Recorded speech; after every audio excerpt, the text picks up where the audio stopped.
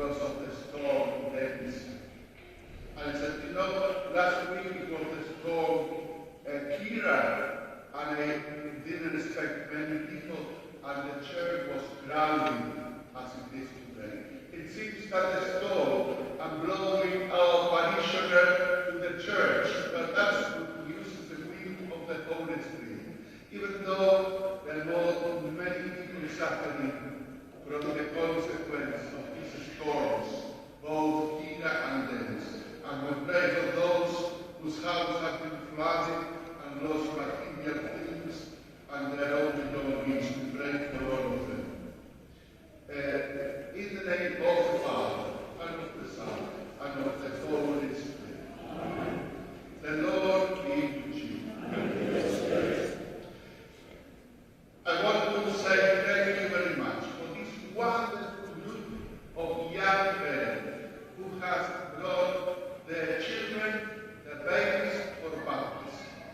We finished today the baptismal preparation course, and I think that it's such a wonderful group that I can expect that all of you will develop during these Sundays a strong sense of belonging to this community. And I expect these young parents to see you very often in church, because you have started the journey. This is not the end of the journey, but the starting point to accompany your babies, your children, in the way of faith. Please come forward. Oliver Kelly, Henry Neal, Grace, come forward, please.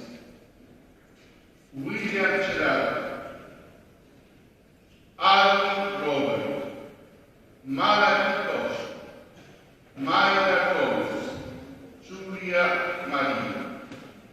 And if anyone have invited you late, please come forward anyway. And as we come together, we say, Lord, that we are sorry. We are sorry for causing problems to others, because this is what the gospel really is about. We are sorry for speaking bad about others. We are sorry for being troublemakers and causing problems to others. Because the word of God says, thou shalt not kill. But those who say nonsense and bad things about others, they are murderers. They are killers. And Pope Francis so many times said, a gossip is a killer. Moreover, a gossip is a terrorist. For the time that we haven't treated others with respect, Lord have mercy. Lord have mercy. For the times that we ruin the reputation of others by saying lies, Christ have mercy. For the times that we became a troublemaker instead of a peacemaker, Lord have mercy. Lord have mercy. And may Almighty God have mercy on us, forgive us our sins, and bring us to everlasting life. Amen. Amen.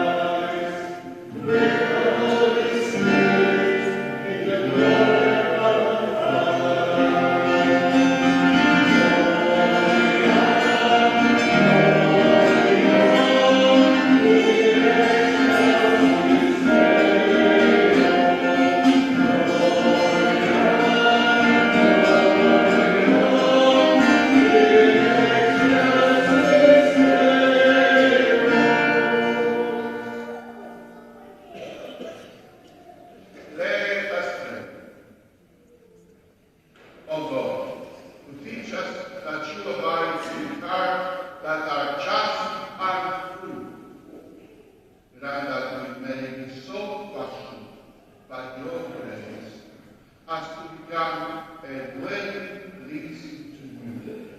For Lord Jesus Christ lives and reigns with you in the unity of the Holy Spirit, one God, forever.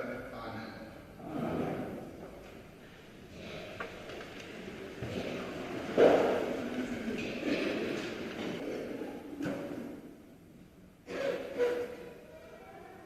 A reading from the book of Archdiocese. If you wish to keep the commandments, to behave faithfully is within your power. He has set fire and water before you. Put out your hand, whichever you prefer. Man has life and death before him. Whichever a man likes better will be given him. For us is the wisdom of the Lord. He is almighty and all-seeing. His eyes are on those who fear him. He knows every action of man. He never commanded anyone to be godless. He has given no one permission to sin. The word of the Lord. Response from the Lord. They are happy who follow God's law. They are happy who sight His blameless, who follow God's law. They are happy who do His will, seeking Him with all their hearts. Do not lay down your precepts, do your ways with care. Make my footsteps be firm, to obey your statutes. Bless your servants and I shall live, and obey your word. Open my eyes that I may consider the wonders of your law. Teach me the commands of your statutes, and I will keep them to the end. Train me to observe your law, and keep it within my heart. They are happy who follow God's laws.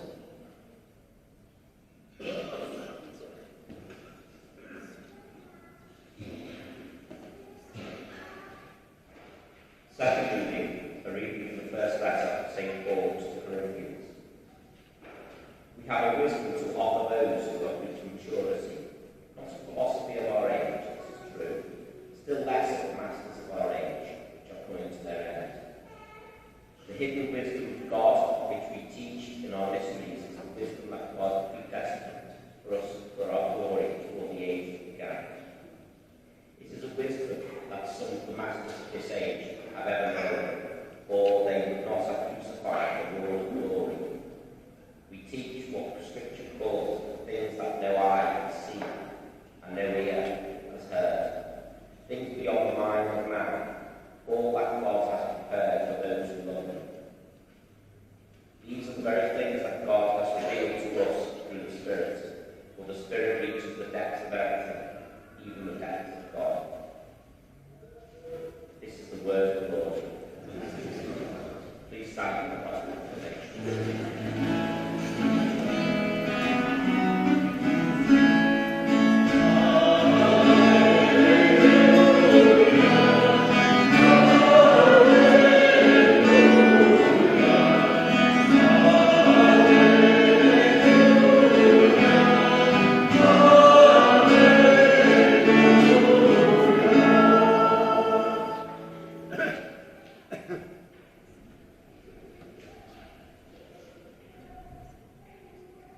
The Lord be with you. And with your spirit. A reading from the Holy Gospel according to Matthew.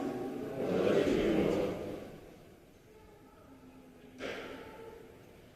Jesus said to his disciples, Do not imagine that I have come to abolish the law or the prophets. I have come not to abolish them, but to complete them.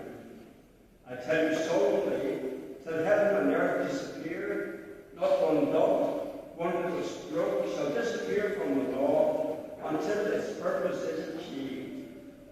Therefore the man who infringes even one of the least of these commandments and teaches others to do the same will be considered the least in the kingdom of heaven. But the man who keeps them and teaches them will be considered great in the kingdom of heaven. For I tell you, if your virtue goes no deeper than that of the scribes and Pharisees, you will never get into the kingdom of heaven.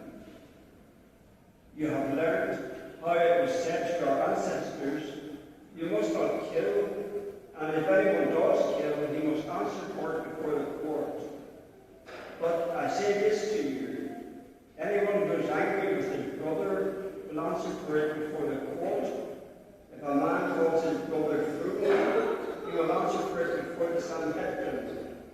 And if a man calls him renegade, he will answer for it in hellfire. So then, if you are bringing your offering to the altar, and there remember that your brother has something against you, leave your offering there before the altar, go and be reconciled with your brother first, and then come back and present your offering. Come to terms with your opponent at good time, while you are still on the way to the court with them.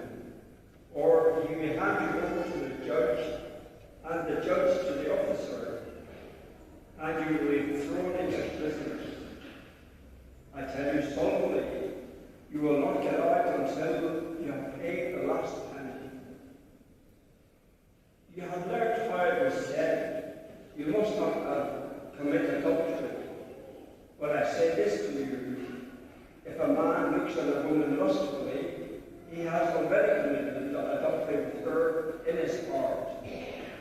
If your right eye should cause you to sin, tear it out and throw it away, or it will do you less harm to lose one part of you than to have your whole body thrown into hell. And if your right hand should cause you to sin, cut it off and throw it away, or it will do you less harm to lose one part of you than to have your whole body go to hell.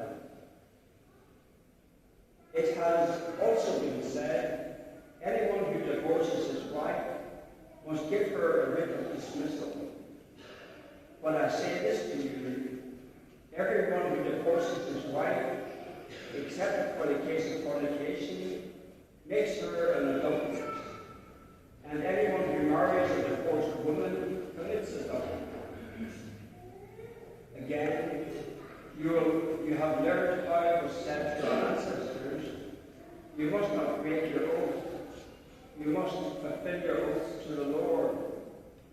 But I say this to you, do not swear at all, either by heaven, since that is God's throne, or by the earth, since that is his footstool, or by Jerusalem, since that is the city of the great King. Do not swear by your own head either, since you cannot turn a single hair white or black. All of you say is yes if you mean yes, no if you mean no. Anything more than this comes on the evil one. The Gospel of the Lord.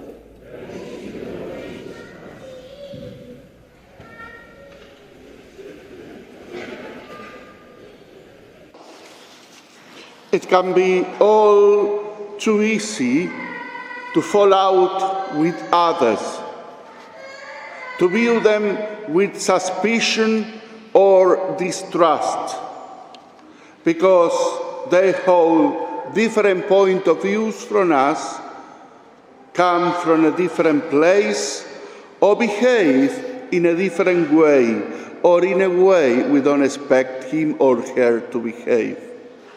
It is tempting to label others as full of traitors, especially when we feel passionately about something and others disagree, or when we feel threatened by them. But Jesus reminds us here of the importance of recognizing that despite of our differences, we are all brothers and sisters. We are all part of the global family, and we are all called to live in peace. In the Church, there's no space for the troublemaker, but for the peacemakers. We are all called to seek forgiveness, to make our peace with one another.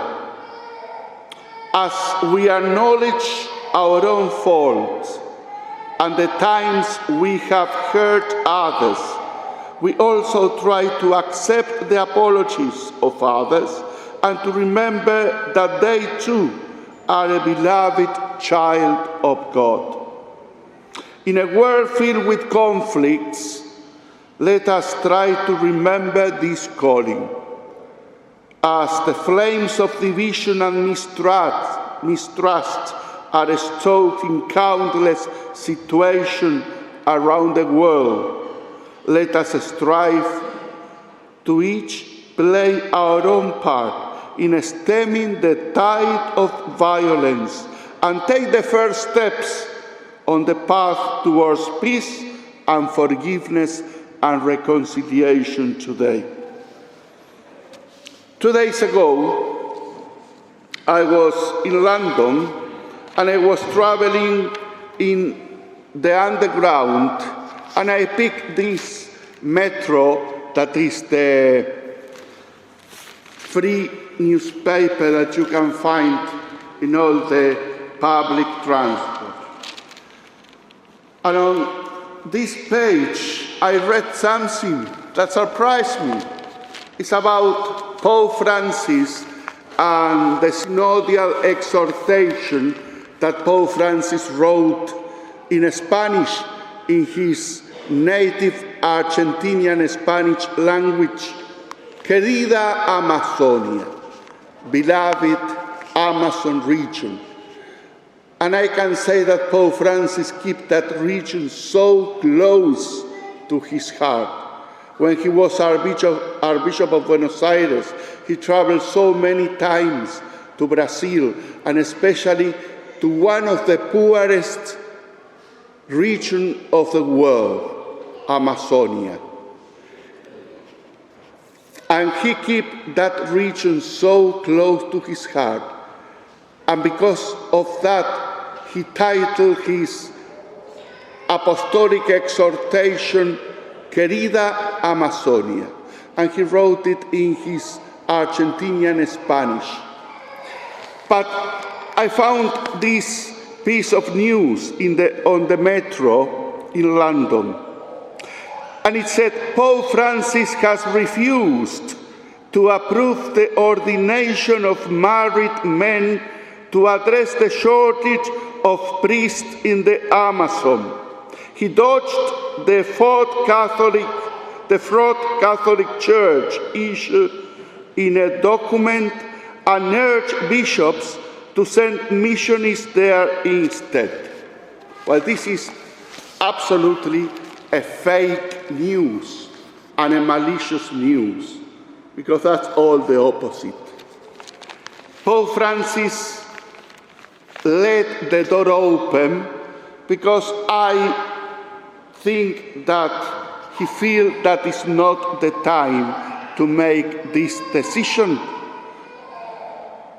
And instead of closing the door for any further discussion, he left the door wide open for that discussion.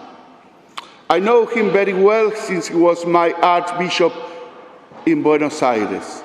And whenever we have a meeting, even when he may disagree with some point of view in that meeting, he put everything on the table and let the Holy Spirit move his church, his Archdiocese, in the way the Holy Spirit wants to move it.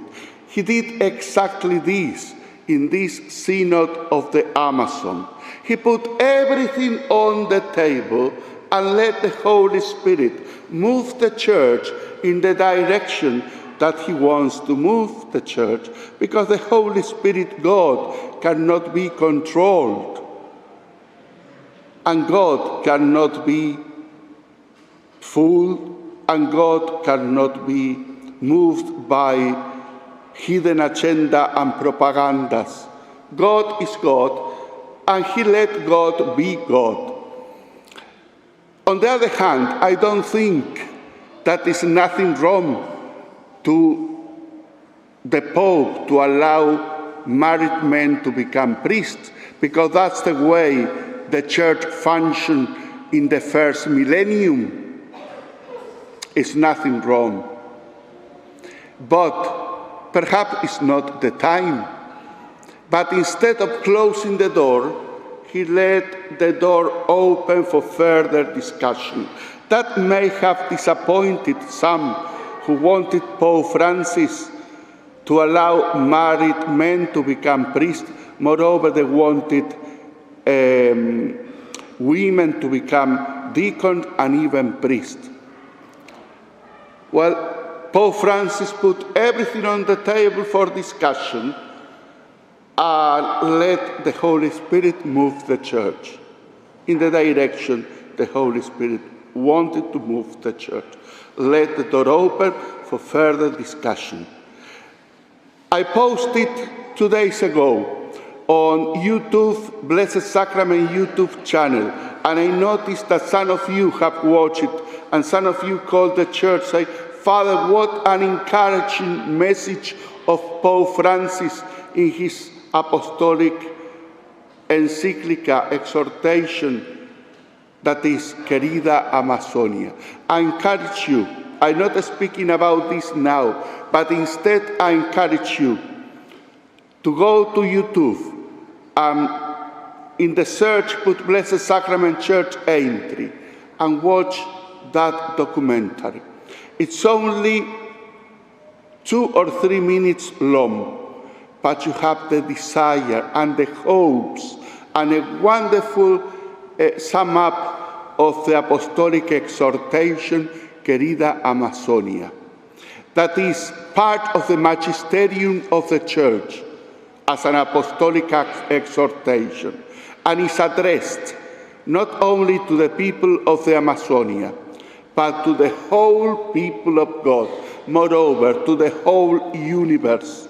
And it's all about reconciliation. Reconciliation of human beings with nature, and reconciliation of human beings among themselves. A healing power of the whole world, a global healing. And I encourage you to read that. And what the Gospel reading today says is about reconciliation in the community, it's about reconciliation in the world. But we need to give a step further, reconciliation with nature. We need a global healing. And we finish this homily with this prayer. God of peace, fill us with your love. May we overcome the hatred and fear that divides us and seek your peace, as we remember that all people are our brothers and sisters, beloved by you. Amen.